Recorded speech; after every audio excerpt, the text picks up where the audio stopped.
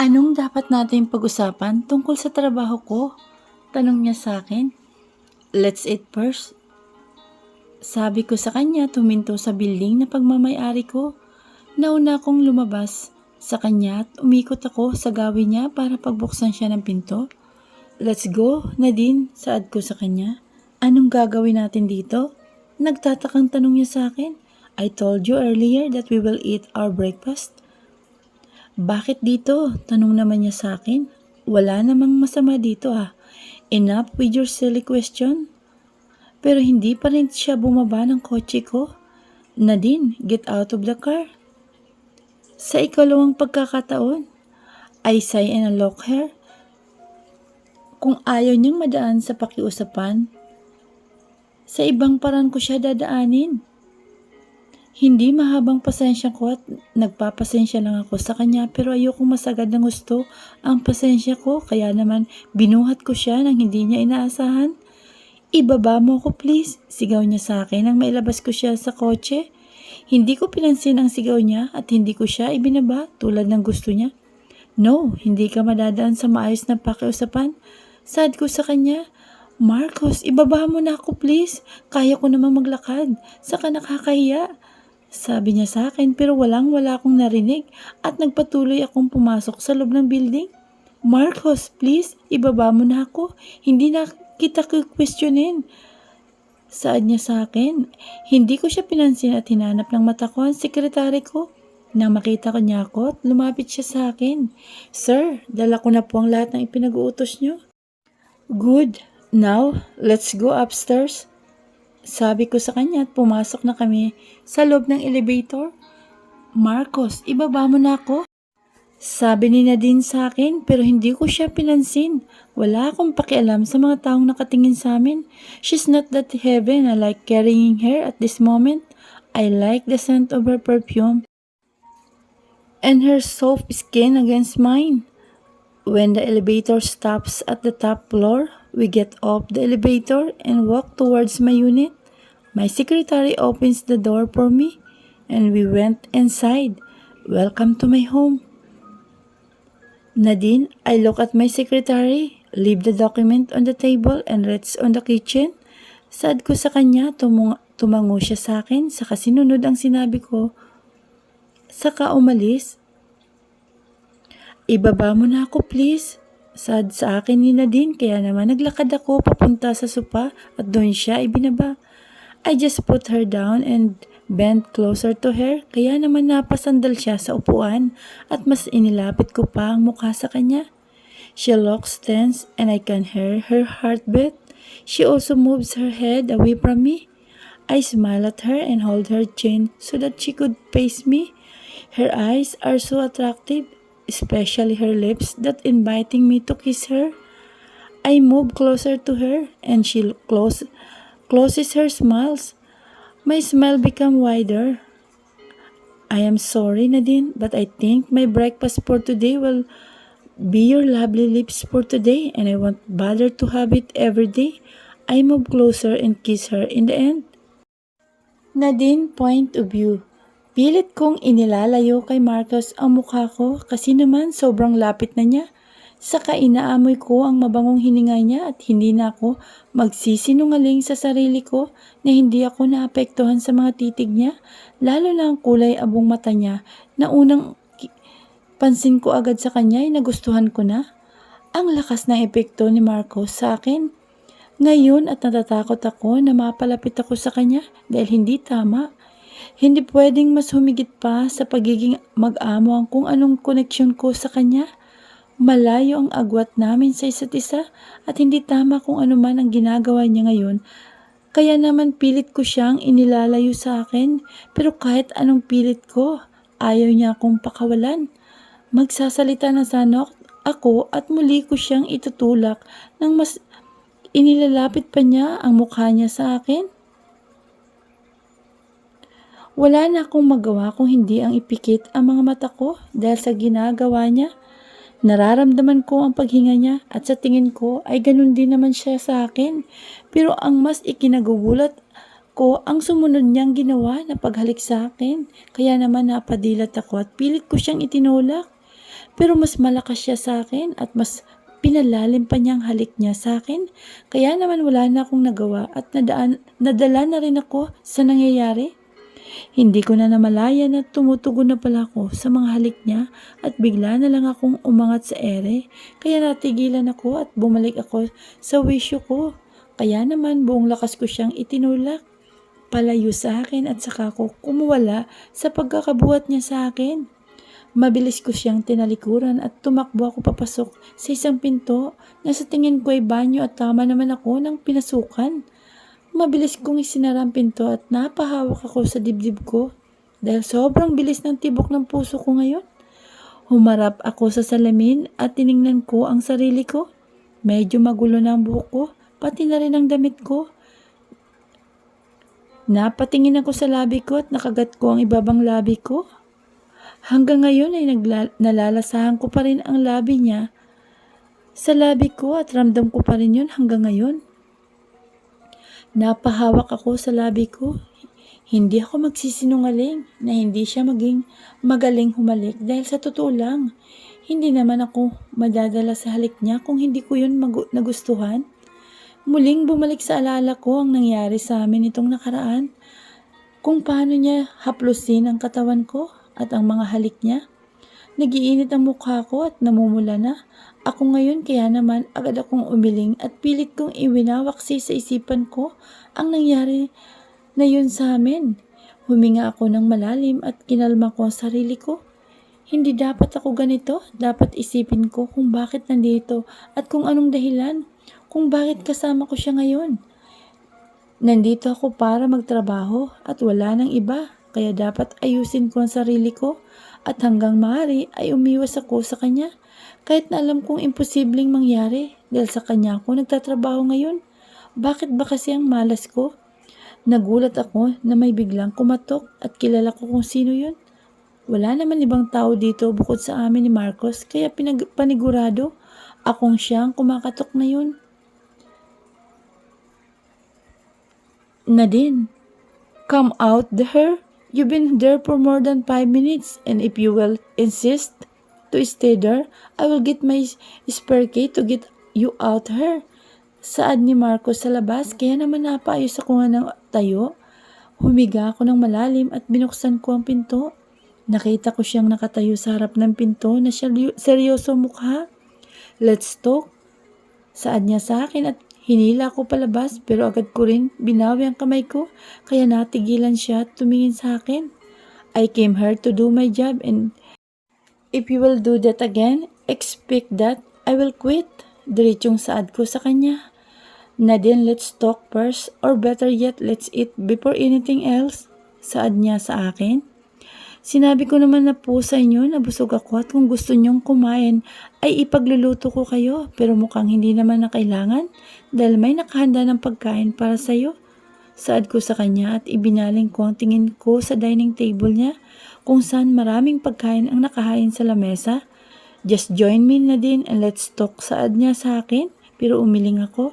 Wala naman kaming dapat pag-usapan dahil malinaw naman sa akin ang nangyayari ngayon.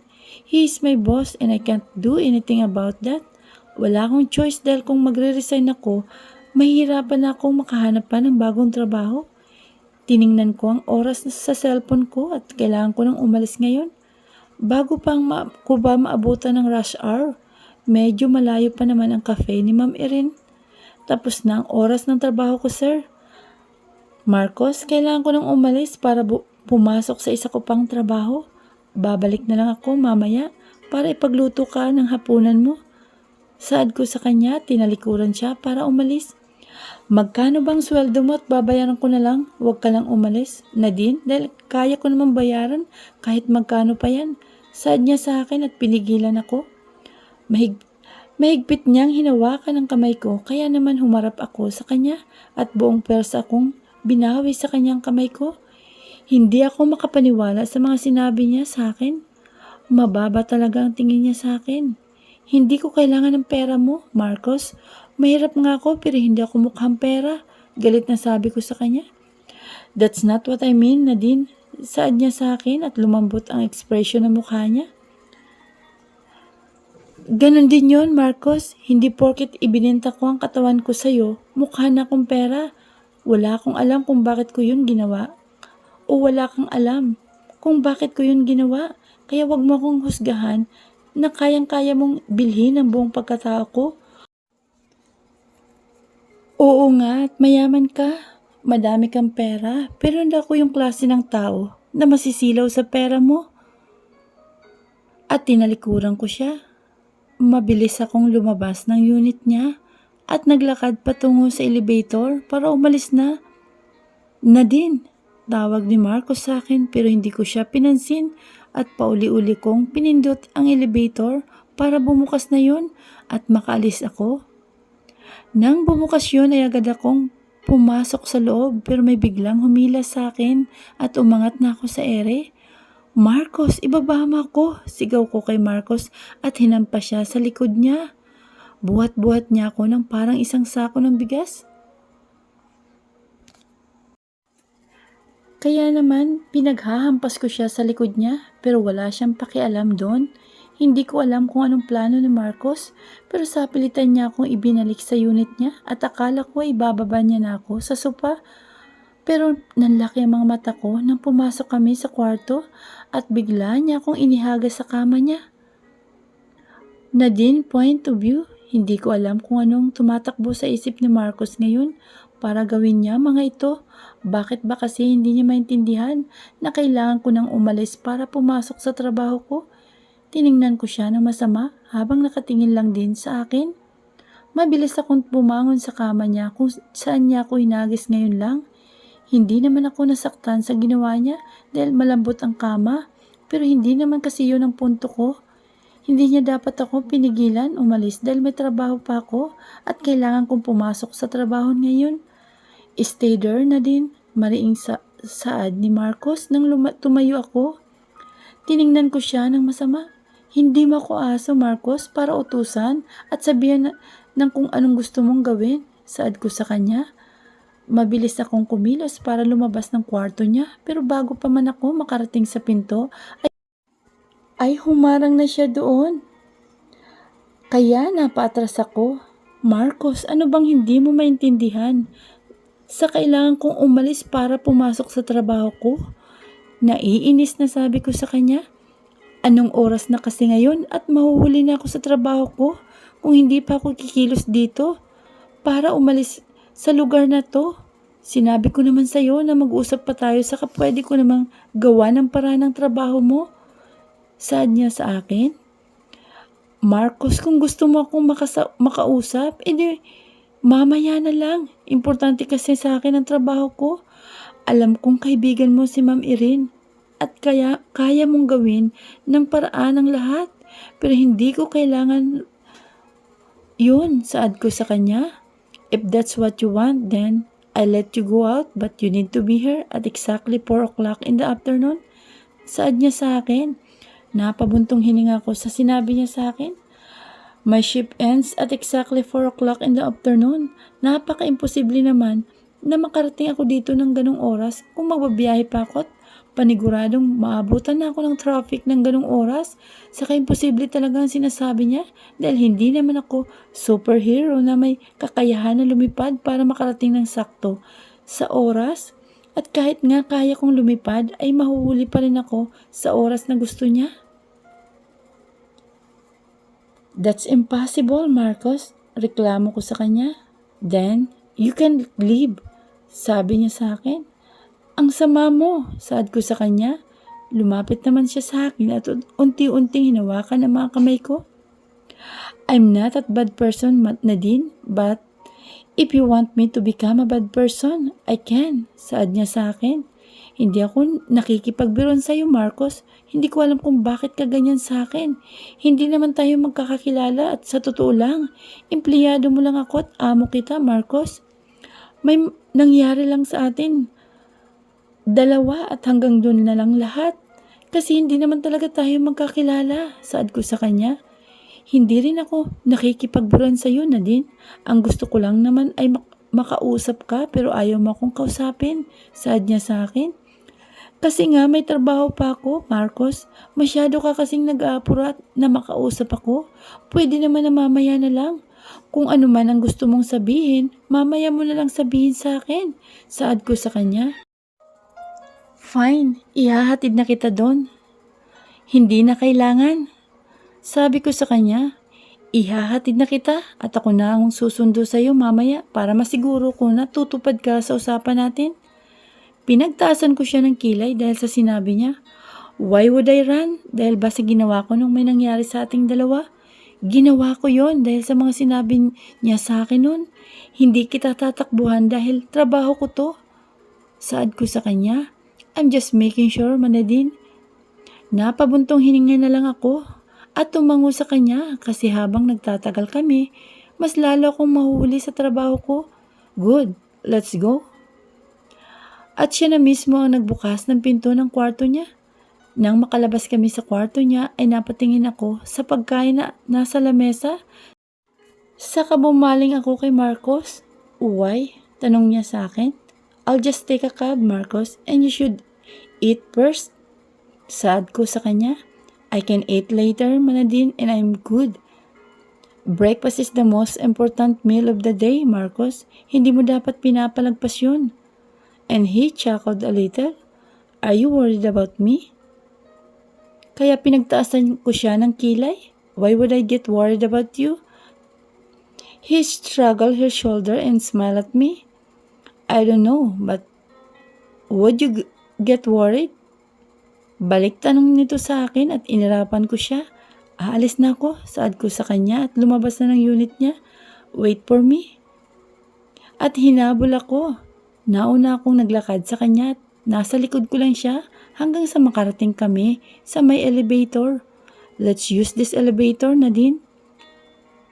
At hinila niya ako sa kabilang side. Bakit? Tanong ko naman sa kanya. Mas mabilis. Sabi niya lang sa akin kaya naman sumunod na lang ako sa kanya. Pumasok kami sa isang exclusive elevator.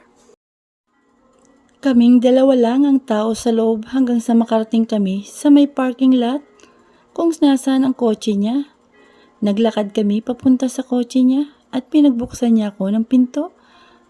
At sumakay na ako sa loob ng kotse niya at ganun din siya. Napasandal ako sa upuan nang bigla siyang lumapit sa akin at bumilis na naman ang tibok ng puso ko. Don't get nervous.